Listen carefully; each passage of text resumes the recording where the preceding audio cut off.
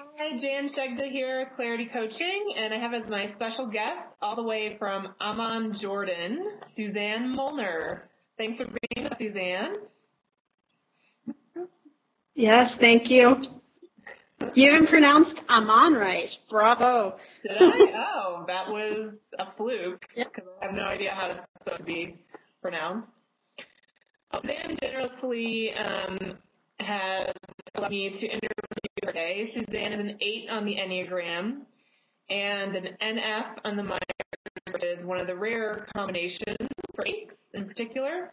So I just want to ask Suzanne some questions about how she experiences her Enneagram type so you can hear her talk. And in particular, 8s are one of the types that sometimes this can happen with any of them, but I think particularly with the 8s, we typecast the 8 into kind of the tough male bully. And so I invited Suzanne here to hopefully add a little nuance to what 8 can look like. So thanks for being here, Suzanne. Tell us about thank you. what you relate to about being an 8 and what being an 8 means to you. What do I relate to with being an 8? I relate to the aggressive part of it and the dominant part of it, and then wanting to kind of conquer my world, if that makes sense. Yeah. It's all about conquering. In what way do you want for the good? For the good, right. In what way do you want to conquer the world? I think for me it's always been, if I have a vision or a passion, it's having that known, and always fighting for the oppressed in some, or the underdog. I'm always like standing up for the underdog or the oppressed. They kind of become my people. That makes sense. Yeah, it does. Can you tell us maybe how you do that professionally? Yeah. So if that isn't played out in my type, I run an organization that benefits Palestinian refugees. So in the U.S., I teach on the Palestinian narrative, which of course is an uphill battle in the U.S. And then in the Middle East, I do relief work in refugee camps, which you have to be a pretty strong individual to be in refugee camps, I'm finding. Mm-hmm. How does I kind of take in those situations? Sorry to interrupt. So, like in the refugee camps, how does your age benefit you?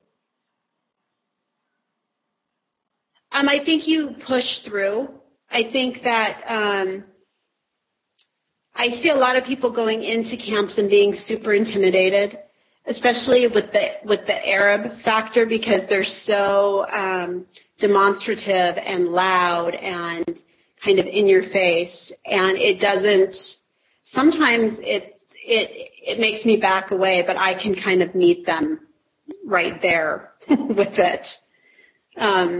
And so a lot of times I can relate to them and I won't back down, and it kind of endears me to them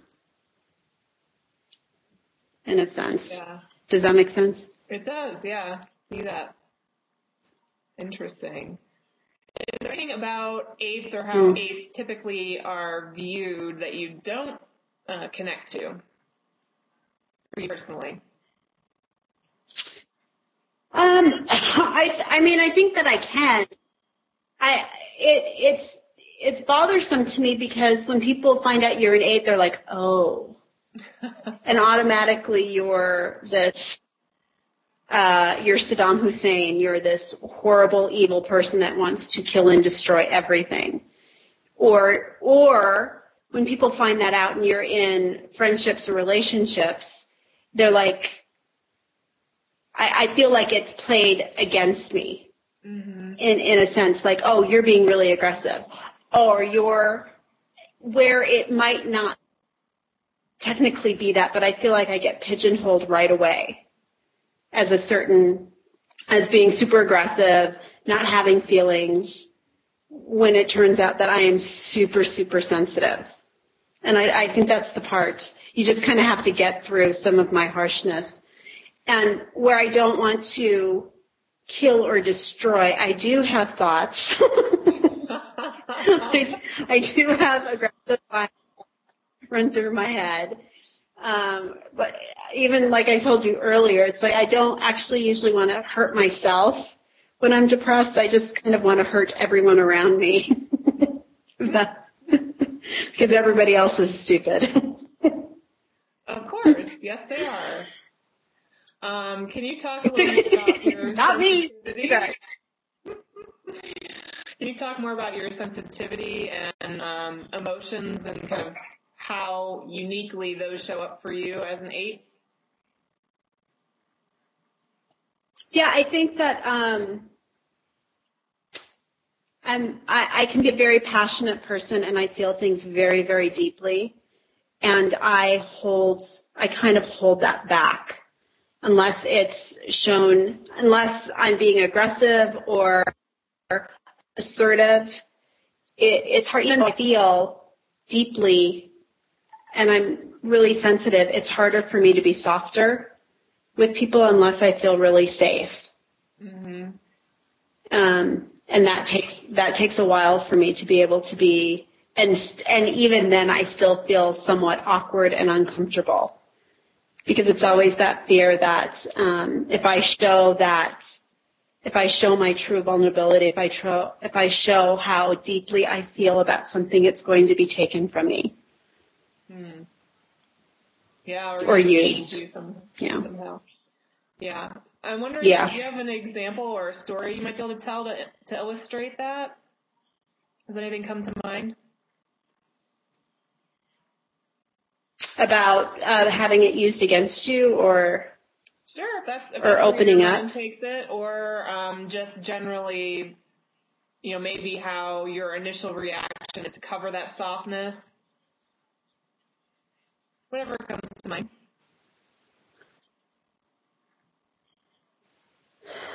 I'm trying to think. I mean, in dating, it's very, very hard for me.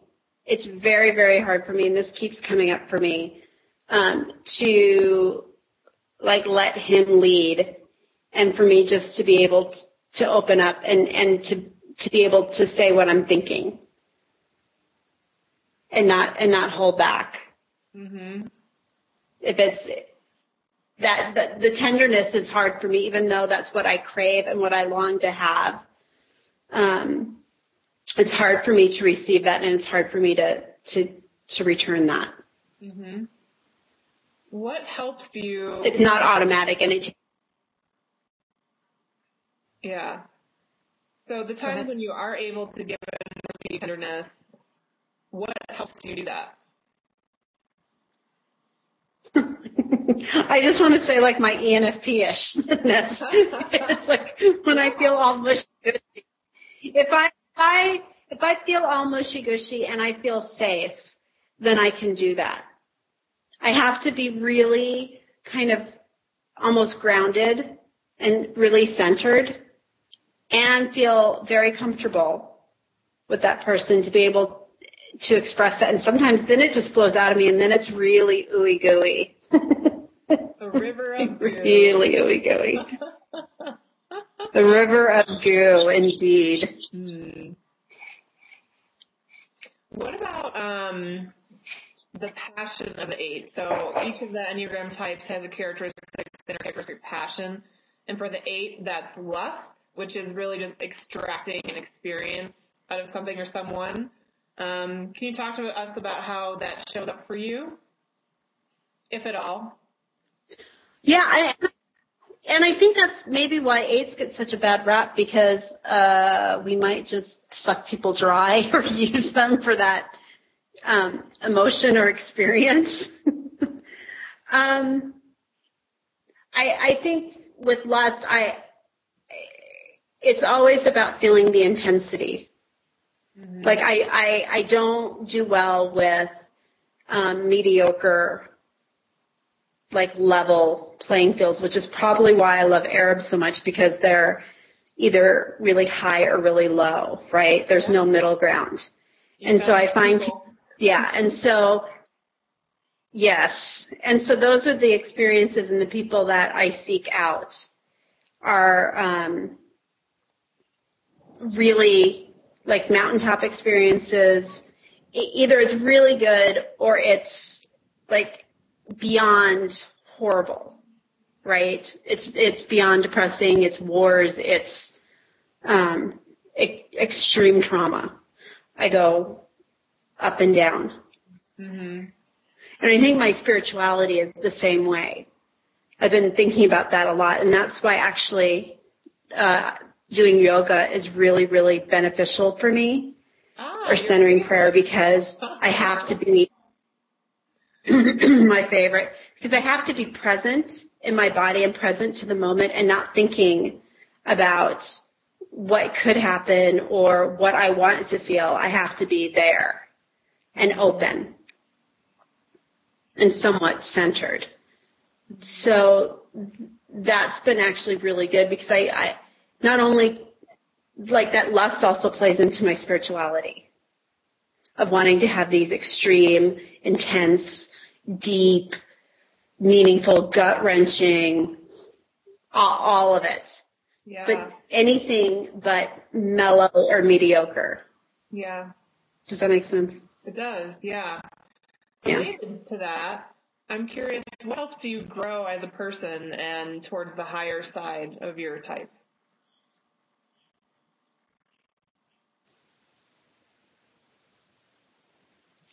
I think two things are coming to mind. The first one is, if I have to be surrounded by people that can challenge me, but also that can be really soft with me.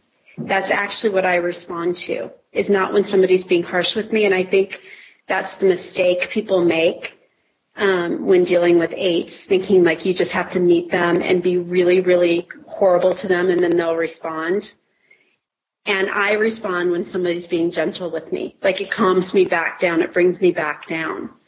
So I think when people are gentle with me and telling me what I can do and what they do, the good they do see in me, that motivates me. And I also think that when what's the second thing? I also think that having a purpose, like, since I do have a purpose, I am passionate about the Palestinians and the Middle East, it helps me to have that grounding. Does that make sense? Mm-hmm. It helps me to, because it pushes me to think about them and to think about my actions, and what I'm living my life for is for them and for a better life for them. Yeah. Good. Interesting. Well, anything else? Really? Yeah, I think so. Yeah, because, a lot of what you see kind of in the reading and the literature of Enneagram Style 8 is that matching intensity and energy is really important to build a relationship. So I think you brought up a nuance in that, which is particularly in a role situation, or if there's conflict, you want to also make sure that you're interacting with gentleness and softness and not, cheap shots or a way to up the intensity in a negative way. Yeah. Yeah. Yeah. Anything? Yeah, and I think that's part of the problem. I think people. Go ahead. No, go. I think that people think they have to deal with you negatively as an 8. Like, that's all you're going to understand. And that is actually defeating. That's actually the absolute wrong way of having conflict with an 8. Because 8, I feel like I'm very direct, and I expect people to be very direct with me. Mm-hmm. And so the passive aggressive, the cheap shots, all of that negativity really does no favors. It's not how. Well, it's not really how to deal with it, is it? But Yeah, that's good thought, though. Well, as we're closing, I'm curious if there's anything you'd like to share in terms of, if people take one thing away from this video about AIDS and how to relate to them, what would you want to communicate to those people that want to connect with the AIDS out there?